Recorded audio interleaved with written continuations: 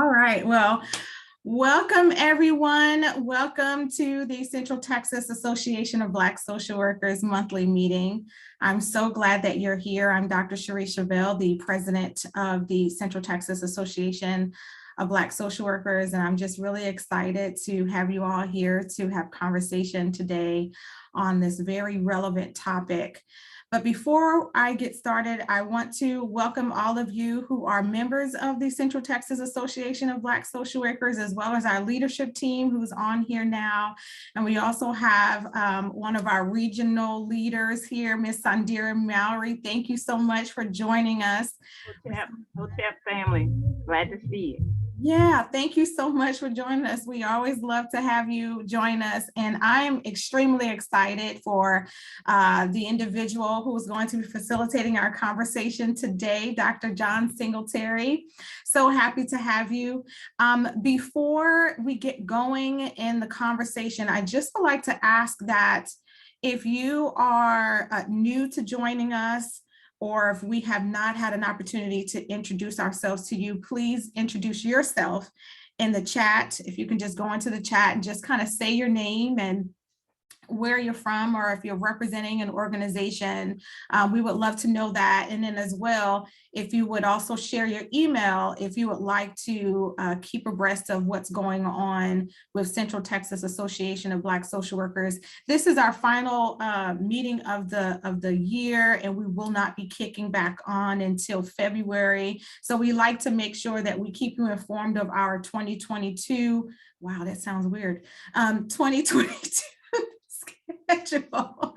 As the time of the year ends, we're going to be making plans. We want to just kind of make sure that you all are aware so that you can mark your calendars and join us and participate as you are able. So with that being said, today's discussion, which again, I'm just, super excited about, because it is, such a relevant discussion that we need to have, particularly now, with the holidays being upon us. So we will be having a candid conversation about getting over the blues, how to cope during the holidays. And I ask that you do not be shy about participating. We do have a facilitator that will be moving us along in the conversation, and I'm going to take the time now to introduce him. And I'm going to do the best that I can to introduce him. All right, so if you can see on the screen, Dr. Singletary is Dean of the Diana R. Garland School of Social Work at Baylor University. His service as dean has spanned a period of 6 years, and he is also a professor at the university and has been teaching there for 18 years. He is an ordained minister in addition to being a social worker, and often offers consulting services to congregations within the community. And Dr. Singletary is married to his wife, Wendy Singletary, who is a first grade teacher at Hewitt Elementary. And together they have 5 children. There is so much more to say about Dr. Singletary. This is just a really, really brief snapshot of who he is. And I'm actually going to give him the opportunity to share more as he desires. But this is our facilitator today. And I ask that we all welcome Dr. Singletary to facilitate this conversation that we will have today on getting over the blues. Take the floor, Dr. Singletary. Oh my goodness, you are too kind, Therese. That introduction was too kind. I don't know, you did a lot of work to go track that picture down. I really am grateful always to be a part of this group, the way that you welcome me, the opportunity that I've had to learn alongside you over the past year through connection to this organization. And of course, your support for our students. This past year, we started a Black Leaders Moving Social Work student organization at Baylor, and they've reached out a couple of times, and they're kind of doing their own thing, but I try to keep them aware and connected to this group, because I so honor what you do together in the way that you've built this community. So thank you for including me. Cerise, I do have some slides. I don't know if I have host privileges or if you can share that with me. I'll do that in just a moment. While you're doing that, to get us started by way of introduction, I've met many of you, at least in this gathering, and know some of you outside of this connection. But I think it's all good for us to get to know one another, and you might not all know each other. I think Courtney said it might be his first time gathering. So just as a way to, and some of you have already jumped in the chat to do some introductions. But if you would just introduce yourselves, say your name. If you want to say a little bit about where you practice or what you do professionally, that'd be good for us to hear. And then a grief question. And I won't put you on the spot and ask you to share what grief means to you just yet. That's awfully personal and vulnerable, and you might not want to start off that way. It might get the tears flowing or bring up some of that frustration that comes with grief, or any number of things. But if grief is a part of the work you do, if you work with clients who are dealing with grief, or if your organization provides any grief-related services, or if it shows up in any way related to the work you do, I think it'd be interesting to hear, because today we're not only going to be talking about our own grief, but how we work with clients and in communities who are also dealing with the blues. So maybe a little bit about how grief shows up at work.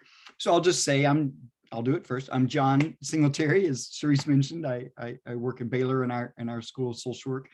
And grief shows up in a couple of ways. Of course, students are experiencing grief as they make their way through the program, getting close to the holidays. They're excited to go back home, but sometimes there's grief about going back home.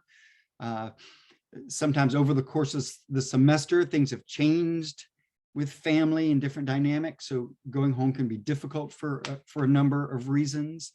And then, of course, collectively as a school, we experience grief still in the loss of our Diana Garland. Our school is called the Garland School of Social Work. Diana Garland was our dean. Some of you knew her. Jamie, I don't know if you had her for class, but I know you knew her. She passed away 6 years ago, but still we miss her. We grieve her. Her name is everywhere. And around the holidays, it kind of does bring up, oh, she's really not with us anymore. So just curious if you'd be willing to share a little bit about who you are, and maybe just a word about how you connect grief to your work. I'll go. My name is Jamie McKinney. I'm a social worker at the Central Texas VA here in Waco. I work in suicide prevention. I think especially around this time, we get I'll say it this way. I do a lot of work with grief on a brief basis, and then I do a lot of liaisoning to get people connected for more long-term, because I do a lot of crisis management, work with people who have been hospitalized psychiatrically, and then we also do responses to people who have called the Veterans Crisis Line. And a lot of times, especially around this time of the year, it is related to grief, not only family, but those they've lost in combat, things like that, different triggers from holidays. And I think that's all. But yes, I did know Dean Garland. And I do think that, just the holiday time does bring up different forms and shapes and sizes of what grief looks like and how feelings can come up and just, give you a little bit of the blues. So I'm glad we're having this conversation. Thank you, Jamie. It's always good to hear your voice. Hello, my name is Amber Santos. I am in the Fort Hood area. The community that I serve is the veteran community in Killeen, Texas, as well as the active duty military on Fort Hood. This is a hard time in the military and veteran community, especially when they start reflecting on the loss that they experienced either during combat or during this last pandemic of many lives that were lost. So that's my familiarity with the grief that's in this area. And currently I am pursuing my doctorate in organizational leadership at Abilene Christian University.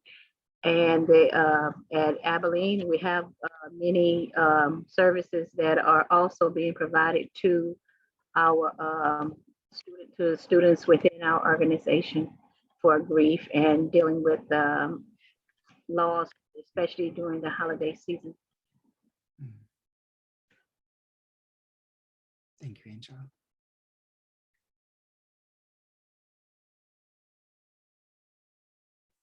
Well, I'm just going to jump in on here, and I have done some work in related to grief when I was working in correctional settings, but not as much now. Do a little bit when it comes to the students that I'm working with now, but not as much as I used to.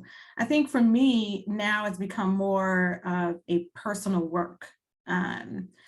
It's over the last 12 years, and this will be year 12. In 2009, when I lost my mother, that was the beginning, I should say, the continuation of my own grief, personal grief experience. It was quite intense because just the year prior to that, I lost my paternal grandmother, who I was quite close with. And so that was, her death was the launch of it, but my mother's death thereafter, just kind of took me way over the top. And it was a real hard time for me over the last 11 years of having to, and it was, as I'm coming into the season, her birthday is in November, the beginning of November, November 3rd.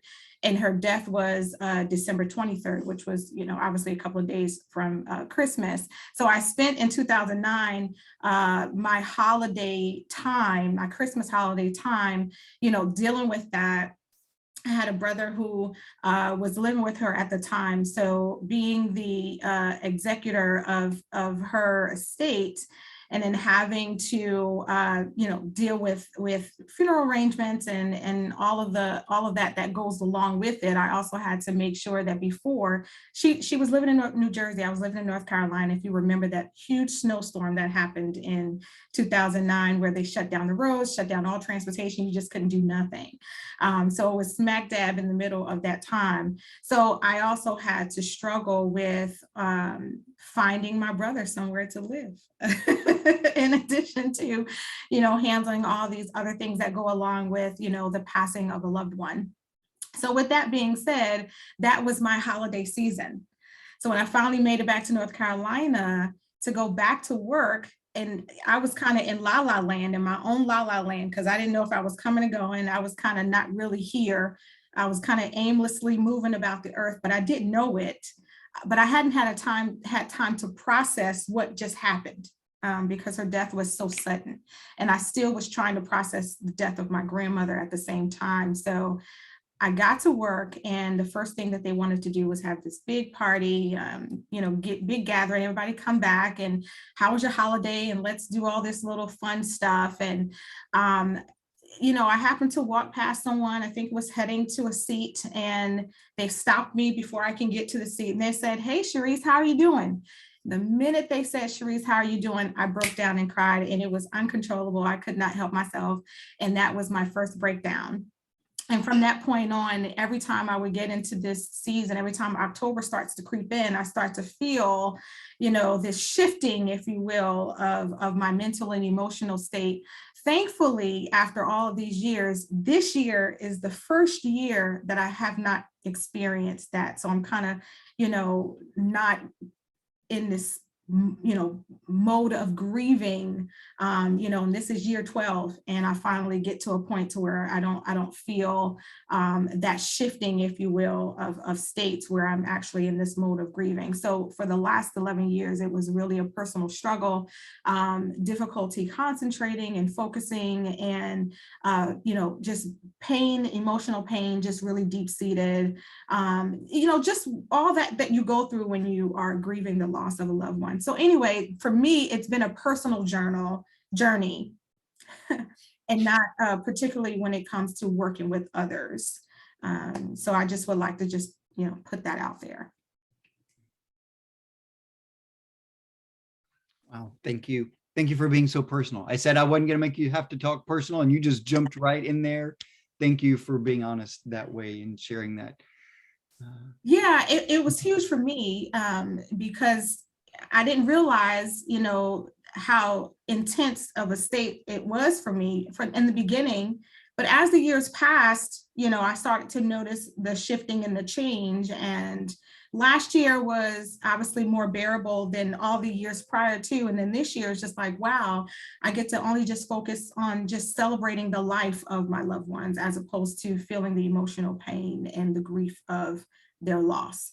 So I feel like that's a really, not only relevant, but, really critical thing to talk about when you are a social worker. You also have your own personal stuff that you want to be focusing in on, and not just so much focused on others, because we're trained to do a lot of outward focus, but we also have to remember that we have to be inward. We have to do a lot of inward focusing, and we need to really make that our priority. So Ain't that the truth? Good word.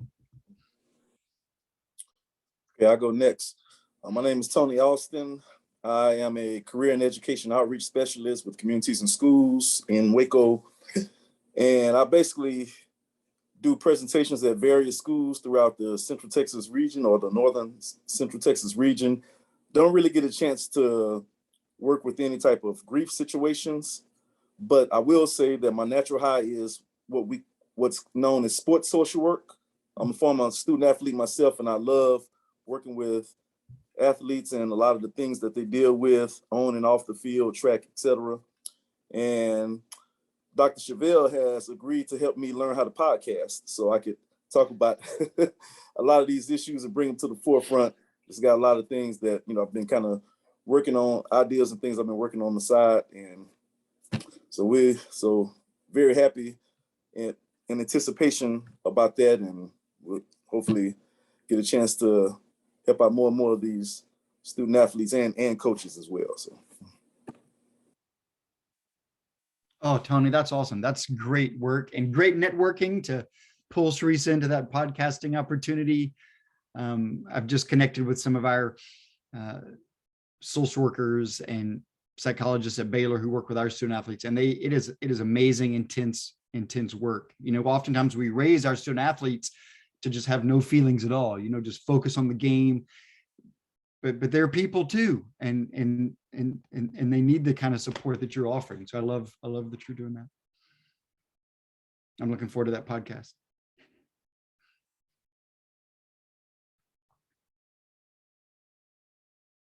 Okay, I'll go since Tony mentioned communities and schools. I also work for community and schools more on the programming side. I don't deal with grief with the kids that I work with.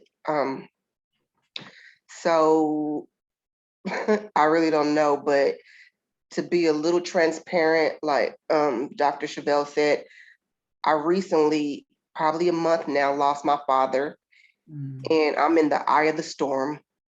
I don't feel like myself. I don't like get out of bed, but I got to keep moving because I've always been the one that's always helped everybody else. So it's like, what do? I got to keep up appearance. I got to keep moving. I got to keep going. I was there picking out plots and helping with the funeral, doing this and doing that. So I didn't really get a chance to go through the motions. But now that everything's still and quiet is when it's hitting me. So I thank Dr. Cherise and Trania for reaching out and always checking on me, because I'm just not myself, and I don't even know any other words to put it. I don't want to alienate anybody, because I feel like nobody wants to be around somebody who's depressed and sad all the time. So I put on this mask, even with my daughter, because that was her grandfather and she was close to him. So I try to be happy and bubbly, but late at night when I'm by myself is when it hits the worst. And I'm just like, when is it ever going to be better? When is it going to go back to normal? So I don't know, I'm still kind of in the denial stage right now, denial/anger. But I guess that's a part of life. I'm just trying to learn how to cope and deal with everything. Oh, Marie, thank you for sharing that with us. It just feels like a gut punch, just hearing you say that. I just feel your pain. I didn't share personally. My own mom passed away 5 years ago. Her younger brother just died a month ago. I'm feeling some of that same, just almost drowning it at times, the way it's hit our family. So, your willingness to just put it out there, it's a gift to us. And I know it might not feel that way to you because you're the one just trying to keep afloat. But just being here is given back in a meaningful way. And you say they reached out to you, you're kind of reaching back to us just by sharing that little bit of your story. So thank you for that, and just for being here today. I hope something in this conversation today gives you just a little bit of hope to get through this tough season. Thank you. Hello, everyone. My name is Tim Willis. Thank you all for sharing. Dr. Sharice brought me in. We were doing some work in the course broadcast, brother. I'm also a former athlete myself at KU. And today I'm a researcher at the North Central University working on my doctorate in general psychology. My work, specifically as it applies to grief, is on trauma. Basically, my dissertation is on the perceptions of mental health service providers and access to care for youth, adjudicated youth specifically. However, the research that I would like to bring to many organizations like Central Texas Mental Social Workers is the research on recidivism, on the micro and macro levels of economy and our focus. But it also comes back to the service provider and hope to inform service providers. And the thing that really struck core with me as I'm listening to my sister and my brothers, as I share all of you, sisters and brothers, I send love, peace, love. And a part of this process is understanding the layers, the many different layers there are. And it takes a loss for the human nature to acknowledge that we are grieving, but loss in general, loss of friendship, loss of, not to belittle, not one bigger or more or greater than the other, but it's the perception of loss and or grief that we deal with. And as social workers and as practitioners, we also have to be mindful of that, helping ourselves. And we have to be able to guard and or protect ourselves and understanding a system of morality or a system of belief.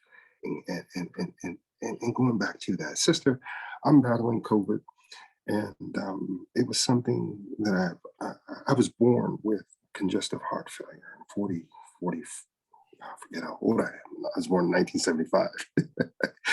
But I share with you all that this only to say that we all go through, as we go through, be mindful of each other's grief and being mindful of each other and wanting to help one another. Also, protect yourself and understanding that you have your limits and taking time to press through and just one foot in front of the other and keep your faith is all. I'm done. Oh man, don't be done. I was hoping you were just warming up. That's good stuff. Tim, thank you. That research scientist is coming out. Get that degree. I'm gonna have you and Angela teaching. I love these students. Another student just turned his camera on. I love the way that y'all are all So my name is Courtney Jackson, and I'm a first year MSW student at Baylor, and I'm extremely new to Central Texas. I got to Waco in August, literally 2 weeks before class started. And I'll say that I feel like I couldn't have gotten here at a better and a worse time because I really didn't give myself enough time to get adjusted. And like before I guess bullets started flying with all my schoolwork, I'm literally just like, dang, I just got a couch. I just getting furniture, getting settled in my apartment. And then I got to worry about all these different papers, preparing for a quiz every single week. So it's been a lot, and I kind of feel as if I could have did a better job adjusting, but I made best with where I was emotionally throughout the semester. And here I am at the end of the semester. I'm preparing for the only final that I have, and I'm trying not to let it get to me too much. So I mean, I don't have too much to, I guess, to input on the topic of grief. I kind of handle grief in my own special kind of way, where I seclude myself. So I think it's really important for me to understand how I'm feeling when I am feeling. And so I like to understand like why I'm feeling what I'm feeling. And the only way I've been able to do that so up to this point in my life is by isolating myself and just really paying attention to myself and just tuning into what's going on with me and what's causing me to feel what I feel.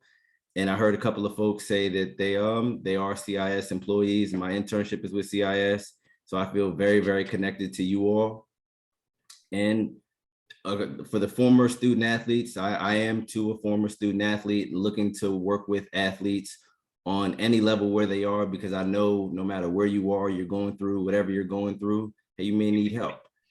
Coming back to school, my primary focus was to work with student athletes, and just realizing that within college sports, there's a lot of red tape, and hey, you may actually end up working with the coach that doesn't see the need for someone like you interacting with your team. So I'm really not sure if collegiate athletics will like still be, I guess, within my my field of interest once I complete my MSW. But I'm still looking forward to working with athletes. I have friends that work in the NFL, the NBA, and we have conversations about, hey, what do you think about like a team making sure the resources are available for players like around the clock? And it was like, man, that would be great. But just like, hey, who's gonna be qualified? Who's gonna be interested? I was like, man, it's really gonna take somebody that performed at a high level for a long time to understand what they're going through. And I'm going back, I'm getting credentialed, and I'm learning everything that I need to learn so I can provide the services that people need. Not only athletes, because I mean, I love working within the community. I love working with kids and helping them realize their full potential and exposing them to new opportunities. I've been able to travel the world. My father was a career military man, and he literally drove me and my siblings around the world a couple of times. And while it wasn't it wasn't as much fun as a kid, because hey, as kids, all you want to do is have friends, have like positive relationships. It's like you're moving every 3 or 4 years. Like, man, I'm the new kid in all of my classes every single time. Like there's nobody ever new. But that taught me how to be flexible within my friendships. And I'm really, really good at keeping in contact with people over long distances. So I've been able to keep contact with most of my college teammates. I went to college in Massachusetts. My playing days from 2007 to 2011. And I was fortunate enough to play overseas for a couple of years after college. And that experience is that even pushed me even more to like wanting to do more work in the professional athletics, because hey, I know, hey, once it's off season, guys literally spread like wildfire and find themselves in all types of different situations. And just knowing how that is, I just want to be a resource for them and help not only them, but their families adjust to the different seasons of life. Because I know we all go through it, and it's gonna look different for all of us, like no matter where we're at, no matter what we're going through. And I just think everybody needs an ear and could use some perspective from time to time. Mm-hmm. True. But Courtney, we definitely need to stay in communication. Okay. Oh, we definitely will. In fact, I see you reached out in the chat, and I'm definitely gonna lock your information in and be reaching out. Lock me in too, Courtney. Tim Willis, Kansas City. You said Tim Willis? Yes, please. Okay, gosh. I know, I'll put my email in the chat with my Okay, telephone perfect. number. In fact, I'll do the exact same with my email, my phone number. Make sure you guys have my contact information, because we are definitely here to connect with each other and be resources for each other. Absolutely. Y'all make my job easy. Y'all just facilitating away. I just I just sit back and let it happen. It's one of the things I love about this group. Y'all know how to network, build community, resource each other. Hotep family, I'm sorry, Sundara Mallory. I'm up here with the only one that's not showing a picture. It's a little early for me, but just wanted to bring you greetings. I am a member of the National Association of Black Social Workers, and I have just wanted to pop in because we do have another Zoom this afternoon at noon. But I bring to you 36 years of experience with Children's Protective Services. And that's a mouthful.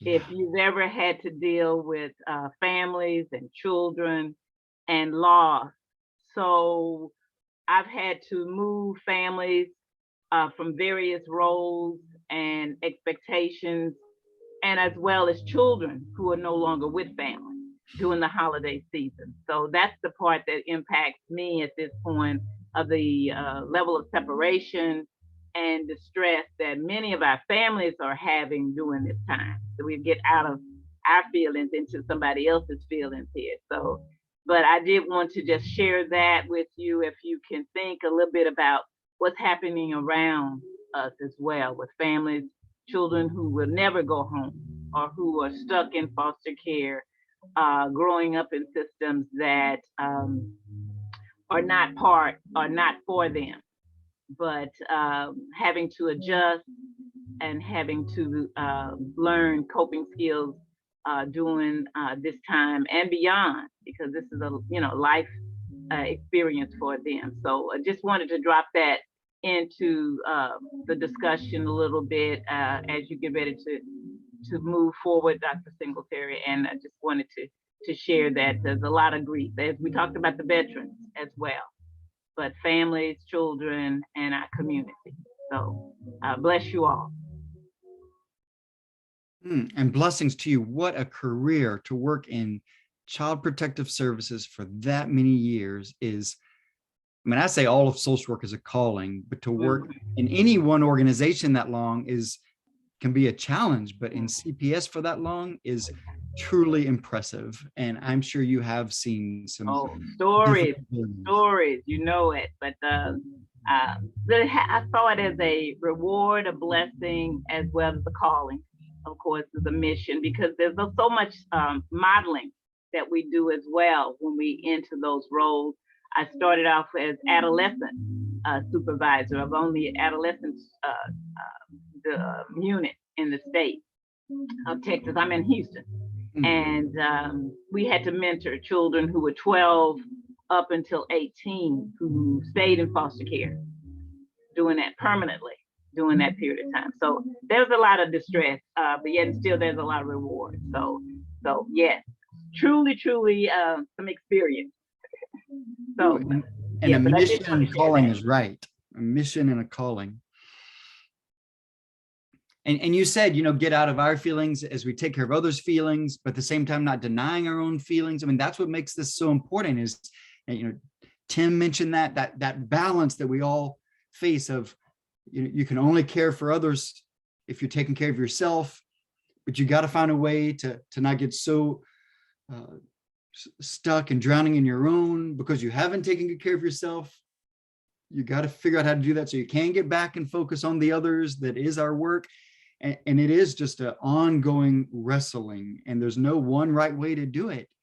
And it's oftentimes just through talking and trying to process and make sense of it that you find your way to that balance. And it's a delicate balance, and it's a different balance for all of us. And we need times like Marie has shared where you're a little bit more focused on just taking care of yourself, just trying to get through it on your own. And sometimes, as Sundara is saying, you got to be able to know I got to be okay because I got all this work to do with all these families and children, and how we manage that it's so personal for everyone.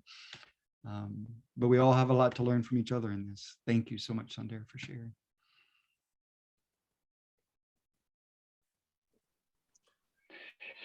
I think I might be the last person to introduce myself. I'm John Oliveras, and I'm here in Waco, Texas. And my career has been mainly working with youth. And I worked for CASA, Court Appointed Special Advocates, for 5 years, and then worked with Methodist Children's Home, which is a residential group home setting here in Waco, Texas. And, you know, much like Sundar already shared with youth during this time of the year, and as Tim mentioned, you know, the perception of loss. It's not always, you know, actual, you know, physical loss where that parent isn't actually here anymore. Sometimes they're just not in their life as much as they want them to be, or it's also loss of friendships during this time of when they've been removed from the home and are in different places. So there's so many different kinds of loss that I know that I've worked with youth and they experienced during this time. And you know, a lot of times they don't know how to sort through that and explore that. Some revert in, and some, you know, push it out and express it outwardly. And I don't know if there's always enough communication, enough vocabulary given to individuals that young that they're feeling. And so I think that's an important thing, to have conversations about our emotions, and it's okay to feel them, and we don't have to bury them deep down and put on a strong face and feel like we have to you know, not express them. But they also don't have to totally rule us. So there's a lot of intricacies in and out of it. So. Mm-hmm.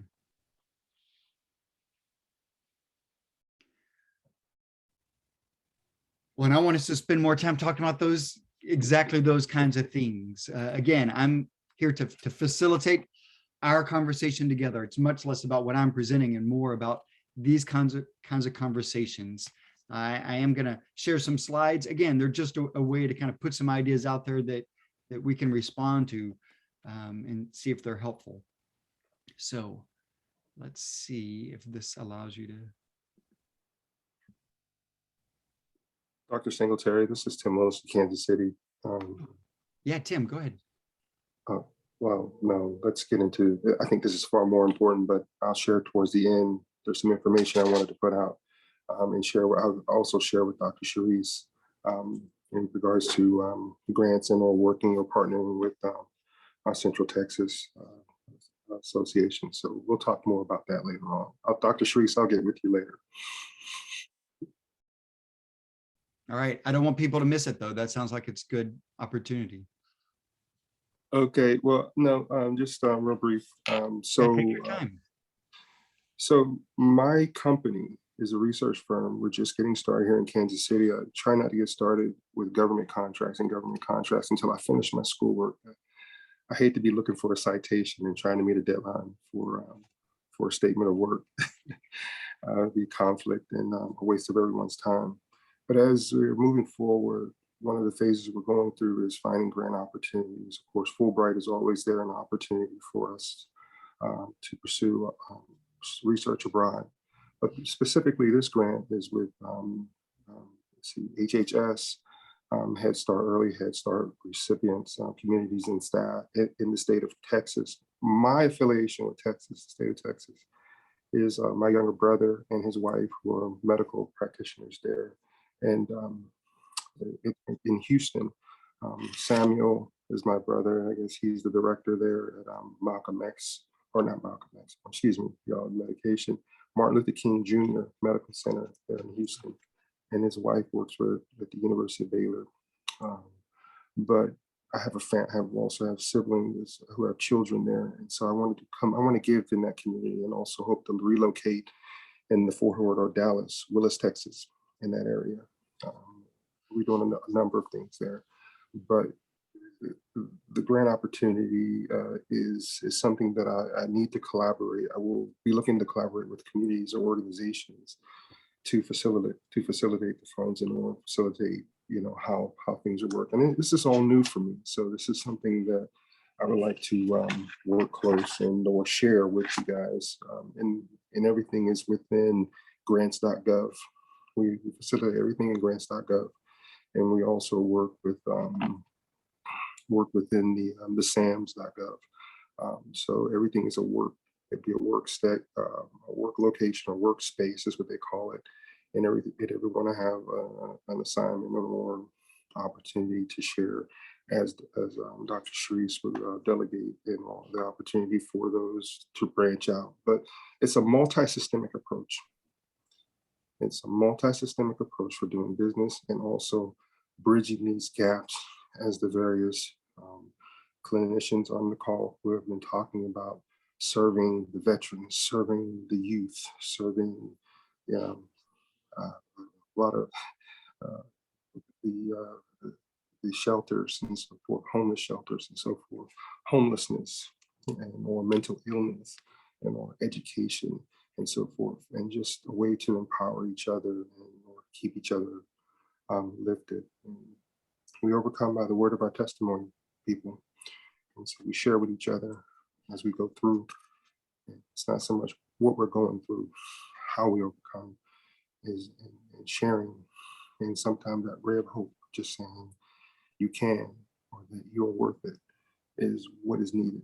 Nothing dynamic, just simple words of hope is all.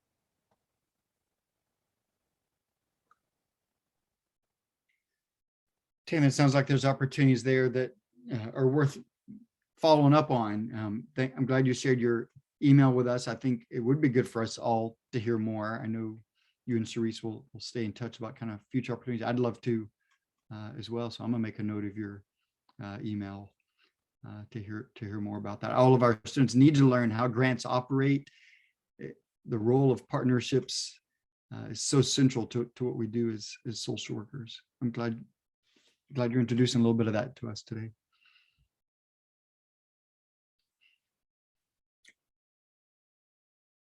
I'm going to open up these slides. There's two in particular I'm going to jump to. I want to make sure we have time at the end for any follow-up conversations. So I won't talk through all of these. These are slides that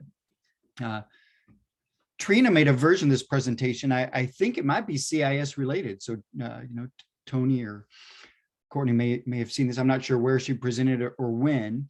And then she was going to bring it today. And then she and her daughter are actually taking care of themselves in some family related grief at a memorial service today. So I'm glad she was able to choose to do that with her daughter. So that's where Trinia is today, rather than here sharing her own slides, and asked me to share this and help facilitate this conversation. So of course I'm glad to do this. Are you seeing this Kubler-Ross grief cycle slide on your screen? I hope that's what's up there for you. You may be familiar with this. You've probably seen it before, heard it before. There's lots of thoughts and responses to this idea of a grief cycle. We know each of these stages matter, these 5 stages. We can all talk about ways that we've experienced them. Just today, I've heard several of you use some of these words. I've heard references to your own denial and anger.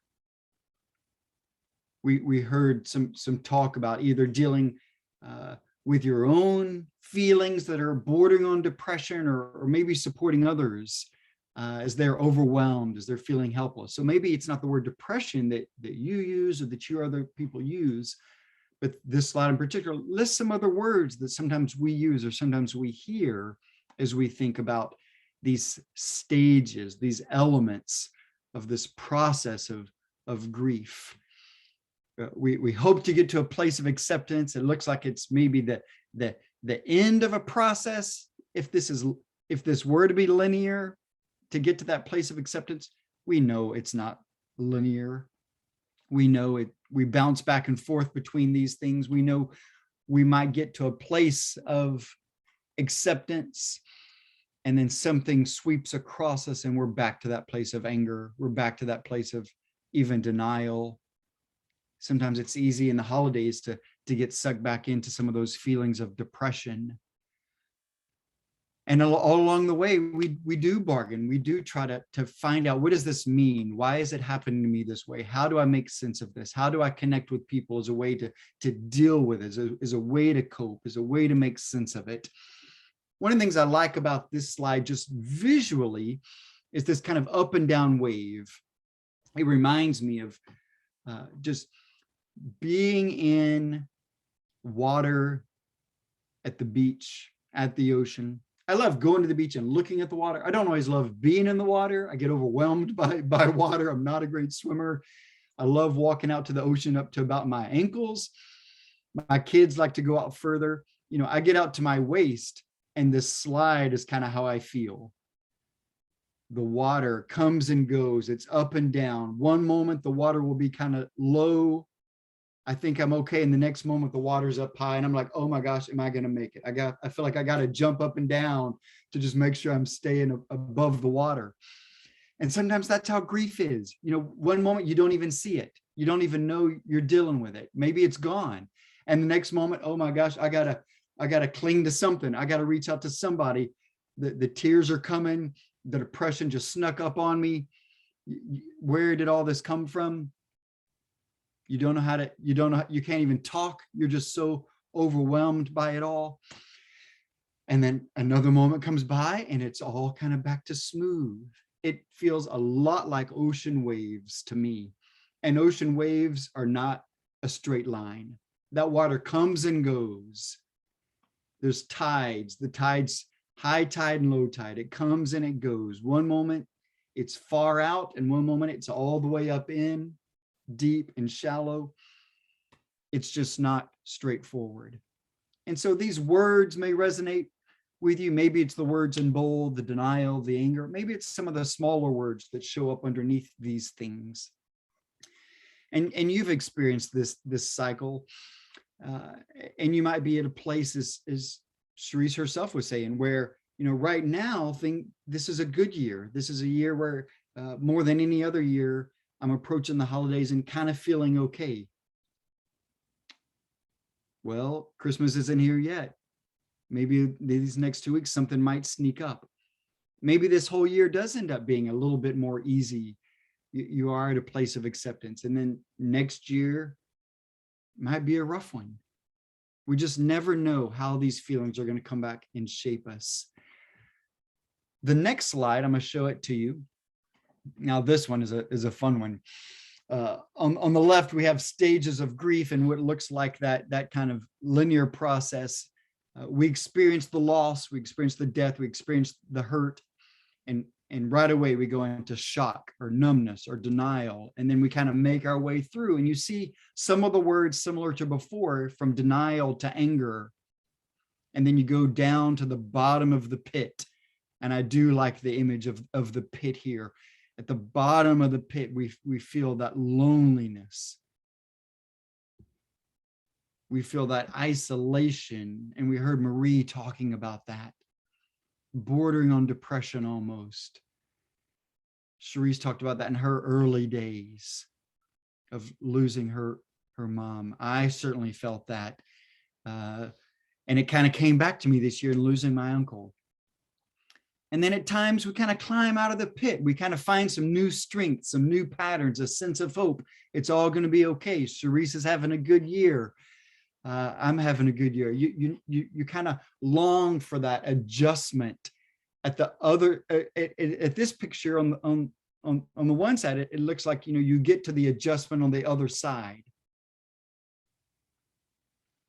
Well, again, we know it's not quite that linear. So to go from that picture on the left to the picture on the right, it looks like one of my children got a hold of it here with a crayon and just scribbled all over.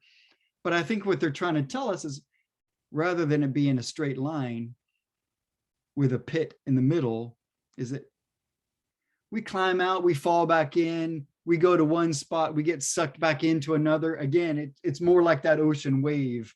is what this scribbly mess of a line is trying to point out. And I love that Trinia found this picture, the scribble scrabble. We call it when working with children sometimes, but it is the scribble scrabble of our lives. My experience is much more this just mess of grief. And in preparing even to talk about this today, some of the feelings kind of came back out of nowhere. And then sometimes, I start talking and it's like, oh, no, where did those feelings go? All of a sudden, I was prepared to kind of be in tears today while I was talking, but now that I'm talking, I'm kind of okay. But I could do the same presentation next week, and in preparation for it, I might not feel anything. And then I get into the room with people and the tears show up. So again, there's no way to control this. We've all experienced the ups and downs that really can overwhelm us.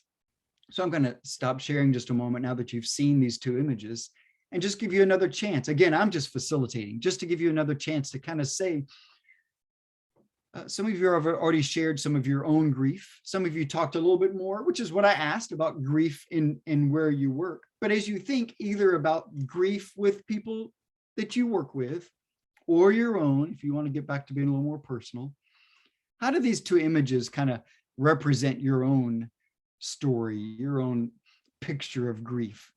At times, does it feel more linear? Have you made your way through some of these stages, or does it feel like the ocean waves where you never know how it's going to hit you, or the scribble scrabble of the line that's just yo-yoing back and forth, a knot of complicated feelings is maybe a little bit more how it feels?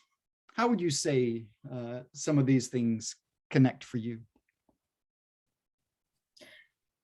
I'm thinking about as you were showing the image of the stages of grief, but in, using this wave kind of form. The thing that I was thinking was not so much of this, downturn. For me, it needs to be inverted. Okay. Instead of it going like this, it needs to be going like this. Okay. And the wave is the grief that's overwhelming. Okay. I'm drowning. Okay. I'm below water. Right. And so as I'm looking at it, I'm like, I need that to flip for me, because that's really my reality of it. Even though I recognize that it's really talking about, your countenance being down, but the experience of it all becomes overwhelming. So you're drowning in overwhelmness. You're drowning in the experience of these uncomfortable emotions. You're drowning in the reality of not being able to go get something that's going to touch the very part of you that's hurting and in pain, in order to soothe and relieve, and you're overwhelmed. Okay. And then you have the obligations of life and the pulling on you of others. It just becomes overwhelming. So for me, it's not this downturn. It's more of a so that's my take on it. That's good. I went and found one image that I'll share with you a little bit later, but when we're done, I'm gonna go look for another image of a wave and put them side by side, because you're right. It's sometimes the top of the wave that crashes that's the most overwhelming, rather than the bottom. I like that. What else?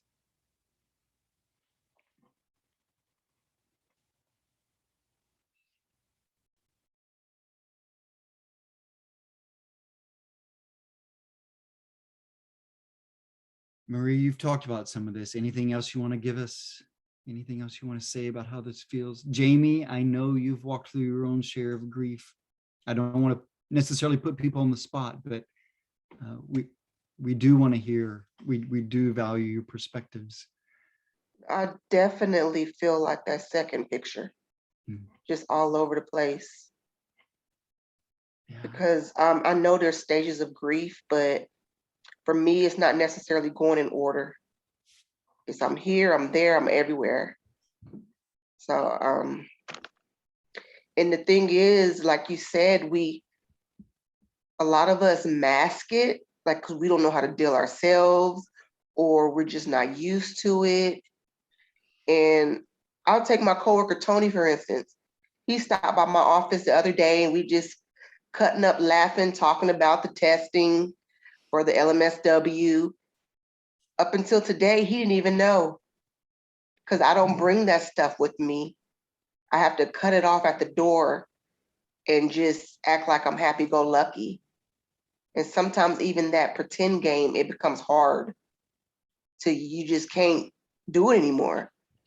I remember the other day I had the ugly cry, the snot bubble ugly cry. And I was Oh, like, we all know it. Right? yeah, I was like, oh my gosh, it's hitting me.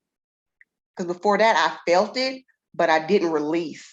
It was inside of me, but I didn't know how to release. It didn't come. I wasn't forcing it. I was checking on my siblings and everything, but it just hit me out of nowhere. Like, my daddy is gone. And it was just, I don't know, it felt good for the release to come. But then again, reality set in also. So it's just a lot of emotions up and down. I just take it one day at a time. That's all I can do. That's right. I like what you said. I don't know if anybody else was getting ready to chime in, but I'm kind of reflecting back on my own experience and just thinking about being where you are right now. And you know, there was a time where I don't know if it was I didn't know how to cry, or I didn't allow myself to cry. The crying is where you get that cleansing process kind of comes forward when you allow yourself to express the emotion that is so deep through the shedding of tears. It allows that process of cleansing, and through the years I've learned that, you know, not to hold back. You know, when it comes, let it come. You know, we're human and everybody cries. This is not something that's weird or strange or, you know, abnormal. You know, crying is a part of who we are. You know, we were created with the ability to cry for a reason. And the reason is to give us the ability to cleanse internally, right? We can't take our hand and go into that intangible place within ourselves, you know, to comfort and soothe, and, you know, so crying helps with that as part of that. So I just want to just encourage you to give yourself permission to cry. If you have to excuse yourself and go have your time to allow yourself to kind of cleanse through that, do it, because I think that it hinders the process, the grieving process to take place when you hold back. I mean, I remember times I would be, because I would call my grandmother and my mother all the time. And in the earlier years, I said, oh, let me pick up the phone and call and tell, because something just happened. I'm always wanting to tell somebody something's going on in my life. And I can't tell you how many times I've done it. And I literally picked up the phone and dialed the number to tell grandma or my mother something, to get the operator on the other end telling me that the number is no longer in service. And I look at the phone like, what do you mean? And then I have to remember, oh, they're not here anymore. You know, to this day, I still have that. To this day, I still have moments where I'm like, oh, I need to call. Oh, I need to. And I have to remind myself, they're not here anymore. What do you mean you have to go and call? You know, they're not here anymore. And so if I'm in the car and the tears start to come, I allow myself to cry while I'm driving down the street. I allow that to come because that's where my healing is going to be able to process through. But when I allow it when I hinder myself or prevent myself from doing that, it becomes even harder to process through that grieving experience. So I just want to encourage you to, you know, give yourself permission, you know, to cry, and don't hold back. Just let it out, you know, just let it go. Let the snot and all that, you know, the ugly cry, let it just go, you know. If you need to wail, just let it go, and don't be ashamed. Don't apologize for it. Just let it go. Right. I wanted to share also, there's so many powerful things, instruments and tools being demonstrated in this call. But to my sister Hines over there, I was walking around in college. I was grieving the loss of a family and friends and transition that I was in, because I left KU to take care of a younger brother. And after I fought so hard to overcome certain academic barriers, I was learning how to read and write at the time. I was diagnosed as a dyslexic, and I was overcoming. So I had to earn the scholarship. I was a Proposition 48 student athlete, and with that came accolades of high-profile athlete without academic, the academic resume or accolades that go with it. So I overcame these certain barriers, but then I left it to help a younger brother who was in trouble. And I was walking around and I felt like a failure. I felt like I was just a failure. I fought so hard, great opportunity, but I was just crying. And I said to my mother, I said, Mama, why am I crying? And she said, son, you're crying because you don't know. And to me, that was so profound, because she's right, I didn't know, but how will I know? And later on in life, in the maturation process, we understand faith. And as we get older, we understand we have to exercise our faith. And taking that opportunity to grieve is so fundamental to the healing process. And then later on, my siblings always saw me so strong, and they didn't understand why I was crying. But there was something going on inside. And as my brother Jackson over there, he said, I like to get alone. I like to focus on what's going on with me. And that's the quiet time that we spend with our higher power, higher being, and educating ourselves on what's going on, so that we have some sort of rationale. That's the human nature of us, to want to understand. But as we move forward, we also learn and pick up skills.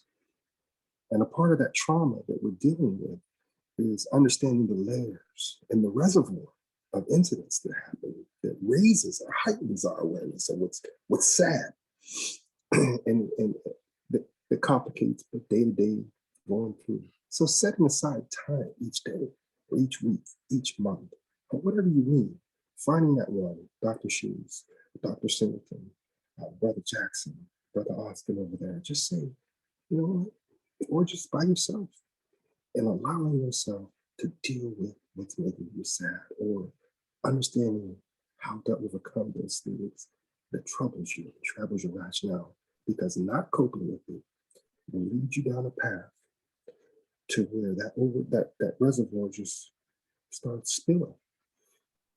It starts spilling over, because we are human. We're going to deal with it. And I'll be up speaking, and tears will be running down down my face. And they say, "Are you okay? You okay?" I say, "I'm fine. I'm fine. I'm healing." That's what I'd say. I'm healing. Right. It's a healing process. And to prevent myself from allowing that emotional, because children don't understand. You sit there talking to children, you cry. And so you want to manage it, but you don't want to hinder it. So manage it. Allow yourself to breathe. Take that time to understand, to pray if you do pray. I also teach inside of halfway houses.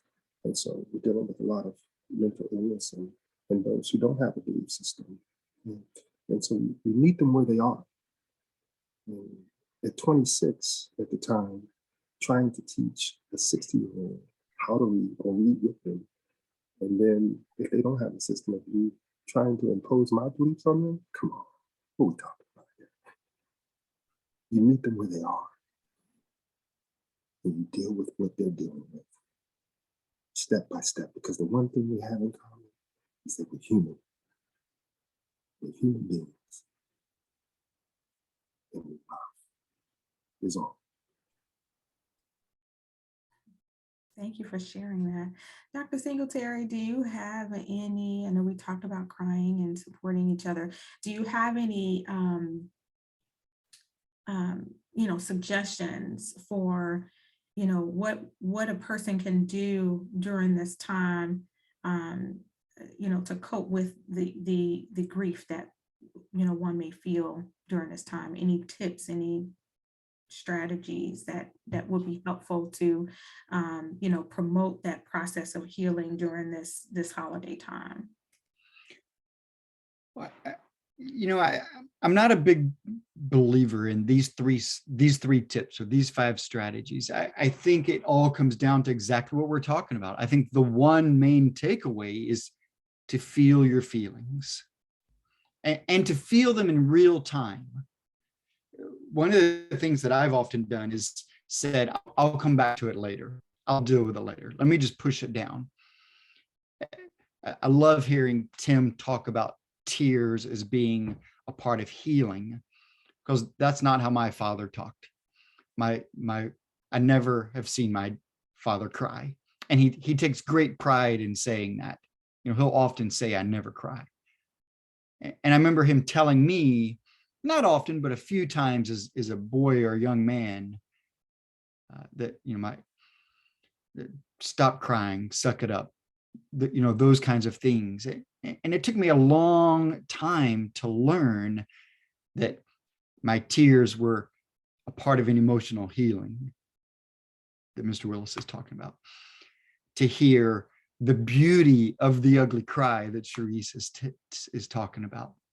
But I'll sit here today before you and say, an ugly cry is a beautiful thing. It took me a long time to get to a place where I can say that with confidence, but an ugly cry is a beautiful thing. And that's a takeaway. Just let yourself feel those feelings. And it's not just the cry, it's the anger. Being mad that I don't have my mom, that my kids don't get to have a grandmother at the holidays. Being mad about that is okay too.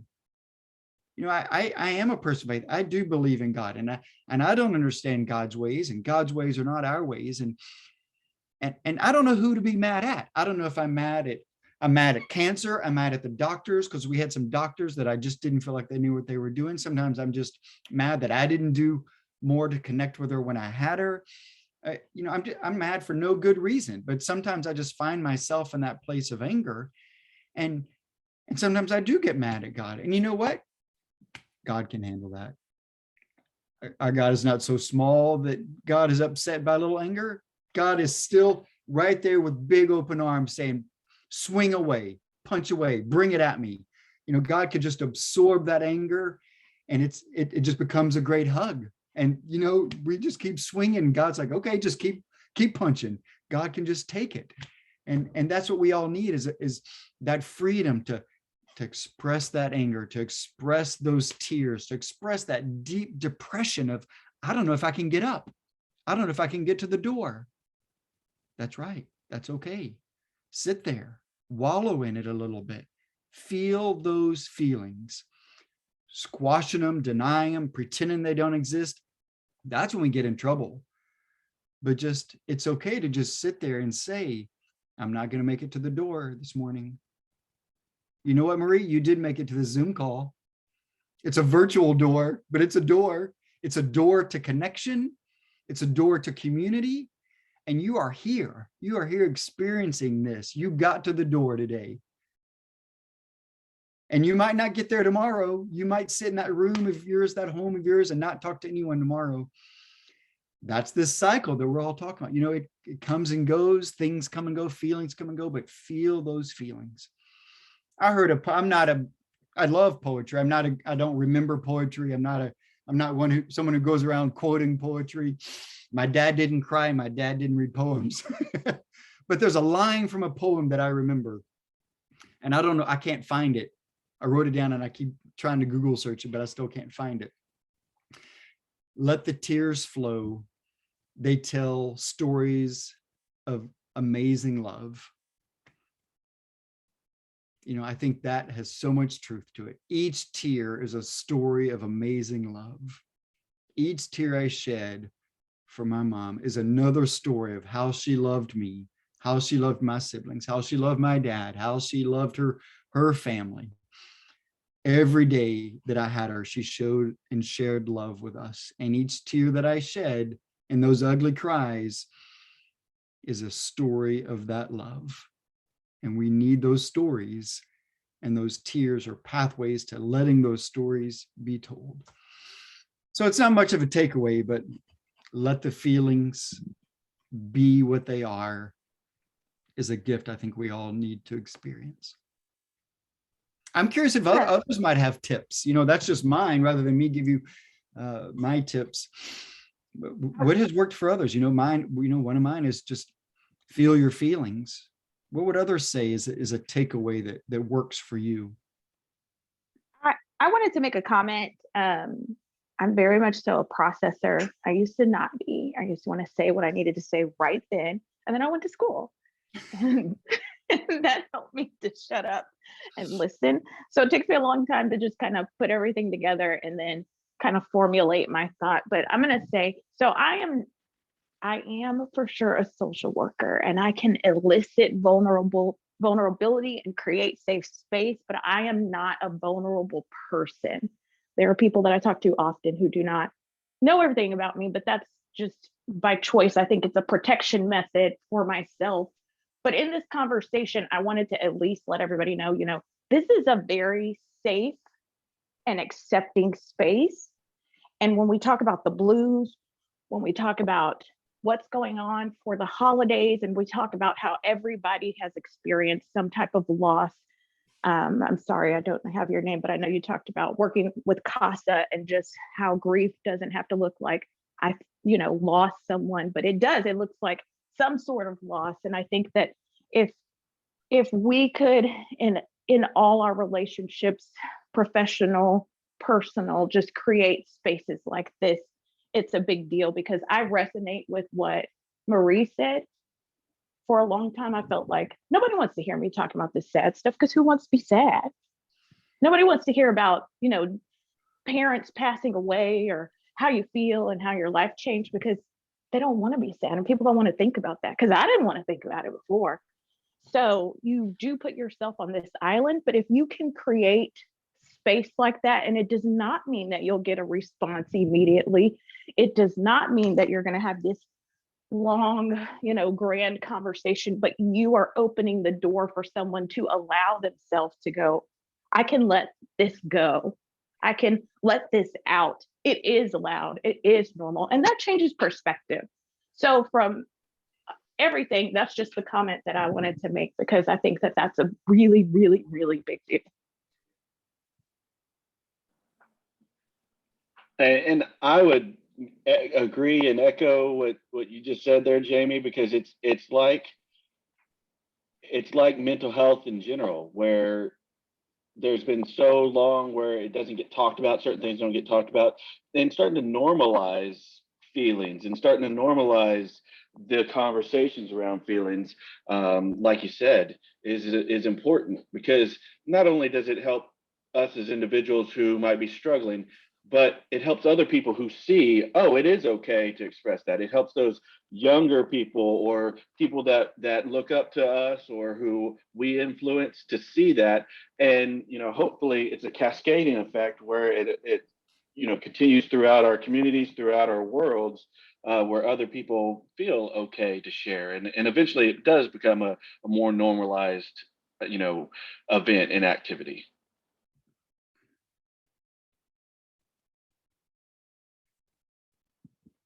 Ditto, for sure.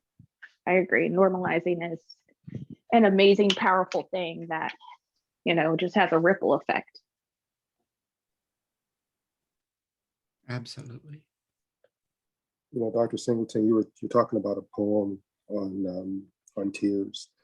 I'm a firm believer that it all has been said, and there's nothing new under the sun, and we're learning how each day to go through. And so I'm a firm believer in just letting, as Brother Jackson has a brilliant technique, which is the silence and the meditation and allowing his soul to resonate with what literature or what comes to his mind and healing.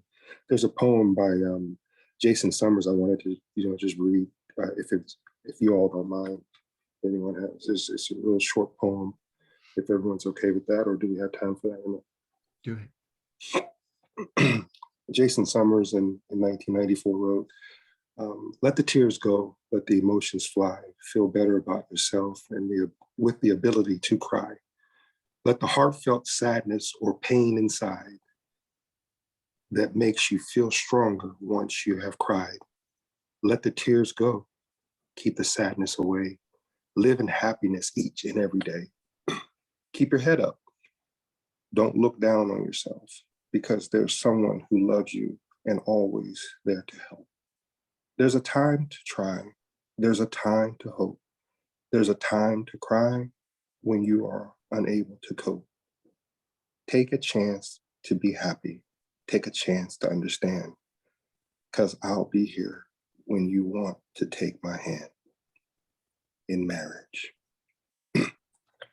And that's just my takeaway from that poem was association of marriage, and or not necessarily the institution as we understand it today, but in becoming married to the central social work, Central Texas social workers, and or any relationship. What is marriage? It's an institution. And it's an institution of honor, of morality, and just belief and hope.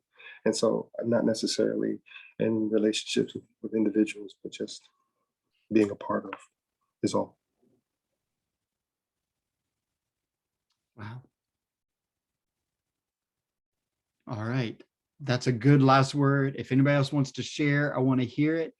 We want to give you a chance to respond. Anything that you want to offer in terms of how you're making sense of these things for the holidays, anything you need to ask of this community, this network. I want to hear any last words, and then I'm gonna turn it back over to Charisse to see what she needs to say to close us up. Anything else you want to share?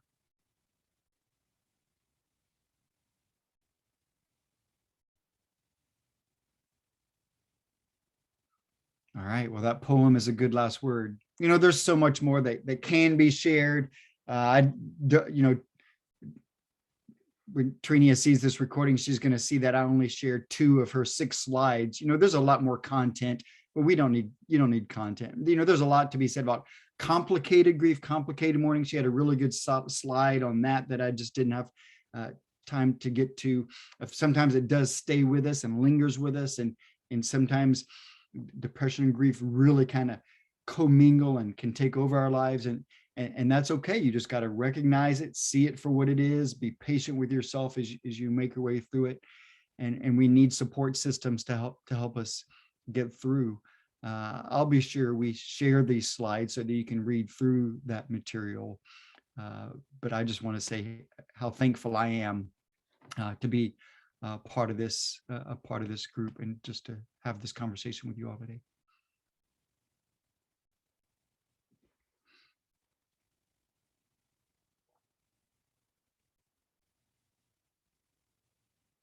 All right, Charisse, I'll pass it back to you. All right. Well, thank you so much. This was, I love this conversation, just an amazing conversation. So rich and so much that was shared, you know, from the heart. And I love when we're able to have those kinds of conversations, being honest and transparent with each other about just being human, because that's really what this conversation was all about today. You know, being human and how to be human together. A couple of takeaways that I wrote down, but there was so much to take away from this conversation today, with we all having our own personal experiences, but also sharing in the experiences of others around this topic of grief and you know, needing to heal. Whether we are working with others to heal, or whether we're ourselves going through that process of healing, or even witnessing our family members and those who are close to us going through that process of healing. I think the takeaways that are so important, you know, feel the feelings. I love that, and I need to make a poster on that. Feel the feelings, and just in that, there's so much to be said. Feelings are normal. You know, we need to make sure that we don't, you know, shame people because of the feeling that they have and expressing the feeling that they are experiencing. We need to recognize that feelings are normal, and we need to allow the healthy expression of those feelings, of those emotions, and being supportive, finding support in community to talk. Tears being an amazing story of love. I love that. I need to find that poem. I need to put it up somewhere. The ending of that poem, taking my hand, let's walk this journey together of healing. You don't have to be alone. You're not alone in this. You have someone to be with you. And then, what resonates for me also is Courtney's sharing of how he processes through his own feelings and emotions, because I relate to that. Getting still and isolating yourself and trying to understand the feeling and why the feeling is there, and just understanding the whole experience of that emotion, and being comfortable in doing that. I just love that. So there's that, and all these different things that we talked about today are great takeaways for how to cope with grief or having the blues during this holiday time. It's a celebratory time. It's a high time for family and friends getting together and celebrating all that is to be celebrated during this time. But definitely don't feel like you have to be in celebration if you know that there's a time to, be quiet and still and feel. Okay. It's okay if there's a time that you need to process through your emotions by crying. Allow yourself to do it. No one said that you cannot do this just because it's Christmas, or no one said you can't do this just because it's, New Year's, or no one said you can't do this just because it's time to go shopping. Okay. I can attest that I have had moments when I was in the store and I had to say, give me a second. And I went and had my moments and came back to finish doing my shopping. So, allow yourself to process through, and don't be ashamed about it. Don't apologize for it, but know that this is a part of being human.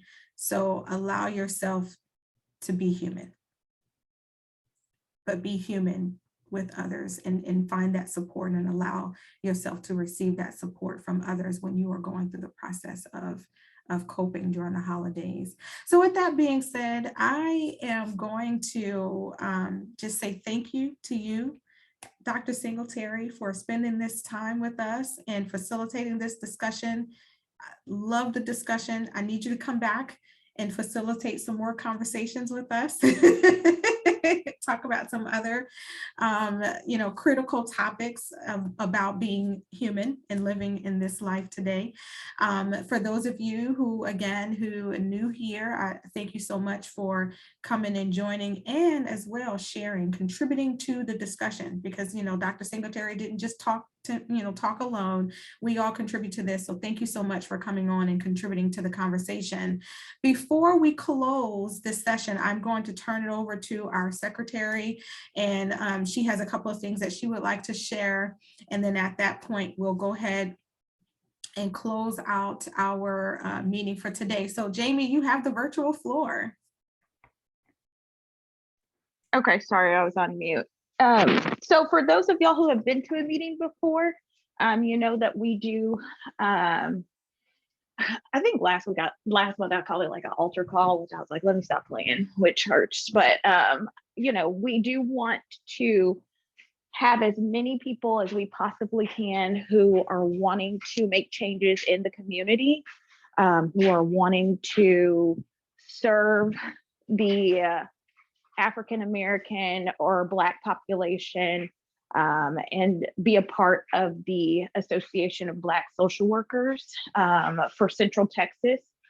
We would love to have you join. I know that people already I think you already put your information into the chat box, and I know some people are already members, but if you have not ever been here, if you're thinking about where can I put time in to serve, to not only, like y'all were talking about, network, but then also just to have something going on bigger than myself, or even bigger than school, because we can also get super focused on that with the little time we have, then we do and we would like for you to join, or at least reach out to us or give us your email so then we can reach out to you if you think you might be interested. We would love to hear from you. I think the only stipulation, and please correct me, Marie or Dr. Chevelle, is you do have to be of African descent to join. But we would love for you to help us grow and just help us to start off it's already about to be 2022. The time is just flying, y'all. 2022 year, very strong, and we need people who are willing to collaborate and give us different ideas so we can just continue to grow. So please drop, if you have not already dropped, I saw some of the chat, so I haven't seen all of it, but please drop your email or contact information and we will reach out to you. To talk about interest, you can for sure give any of us a direct message or direct call. We don't mind sharing our info just to have a conversation, but we would like to start the 2022 year off right. So please, if you're even thinking about it, just let us know and we'll reach out to you. Dr. Chevelle, this is Tim Willis, Kansas City. If I have not said so, I'm saying it now in form that I would like to be a part. Also, Dr. Chevelle, let's work together with Dr. Singletary out there in Baylor and collaborate with many of those who are already in Houston and those who are on this call. I would like to be a part and or collaborate. Once again, the four horsemen here in Kansas City are interested in a multi-systemic business modality, and not necessarily as a savior, but as a contributor and a servant in the communities respectively is all. Thank you. And we can talk offline, Tim, but Dr. Singletary is an honorary member. He doesn't know that or not, but he's already honorary member. So we do have friends of Central Texas Association of Black Social Workers, because we have those who, basically the NABSW's requirement. But so we welcome everyone. Okay, so Dr. Singletary, you don't know this, or you're honorary. We kind of made the decision like 2 years ago.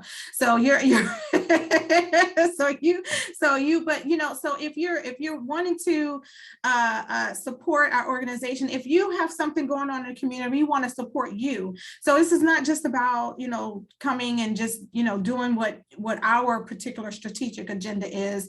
We're wanting to connect and collaborate with others and join in with your agendas as well, because if we're in this community, we're in this community together. So I just want to put that out there as well, that we are more than wanting to get together with you and help you to achieve whatever your goals are, whatever your agendas are, especially if it coincides with our own. So if you have something going on, if you're looking for people to come on board with you to support you in any kind of way, or to volunteer with any kind of event or anything like that you got going on, do not hesitate to reach out to us. We are partnering up with other organizations in the community as well. So do not hesitate. We love to be able to give back in any way that we can. So with that being said, thank you all. Thank each and every one of you for joining us today. We will keep in touch. We have everyone, those who put their emails in, we will add you to our email communication list. And if you would like yourself, if there's a particular topic or subject that you would like to present in one of our general meetings next year, you are welcome. Our membership is not just social workers, because we're open to people who are not social workers, but those who are aspiring social workers, or those who are in the community who just have a heart to serve.